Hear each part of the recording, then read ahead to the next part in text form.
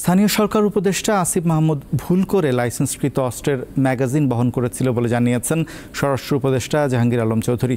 সোমবার সচিবালয়ে আইন শৃঙ্খলা সংক্রান্ত কোর কমিটির বৈঠক শেষে ব্রিফিংয়ে তিনি একথা বলেন।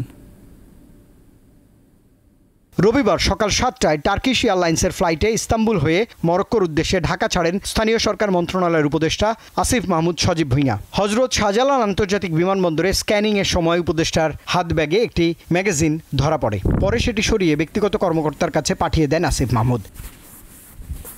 উপদেষ্টা আসিফ মাহমুদের ব্যাগে অস্ত্রের ম্যাগাজিন পাওয়ার বিষয়টি জনমনে নানা প্রশ্নের খোরাক যোগাচ্ছে। আলোচনা সমালোচনায় উপদেষ্টা নিজেও এই প্রসঙ্গে মতামত জানিয়েছেন সামাজিক যোগাযোগ মাধ্যমে। সোমবার সচিবালয়ে আইন শৃঙ্খলা সংক্রান্ত কমিটির সভার পর সাংবাদিকরা অনেকেই এই প্রসঙ্গে স্বরাষ্ট্র উপদেষ্টার মতামত জানতে চান। এরই পরিপ্রেক্ষিতে স্বরাষ্ট্র উপদেষ্টা জানান, আসিফ মাহমুদের কাছে অস্ত্র ছিল না, ম্যাগাজিন বহন নিতান্তই তাঁর ভুল। এটা কিন্তু AK-47 না, এটা তারই একটা লাইসেন্সকৃত হাতিয়ার পিস্তলের একটা ম্যাগজিন দিয়ে থাকে, একটা খালি ম্যাগজিনটা ওইটা ভুলে ওনার রয়ে গেছিল। ওইটা না বিদেশ যাওয়ার কিছু না, হয়তো ভুলে অনেক সময় আপনি দেখেন হয়তো চশমাটা নিয়ে যাবেন, ভুলে হয়তো চশমা না নিয়ে মোবাইলটা নিয়ে রওনা হয়ে গেলেন। এরকম এই ভুল, এটা একটা মানে জাস্ট একটা ভুল। যেহেতু এটা নিয়ে তো বাইরে ওনার যদি জানতে পারতো আগে তো উনি কোনো অবস্থায় এটা নিতেন না।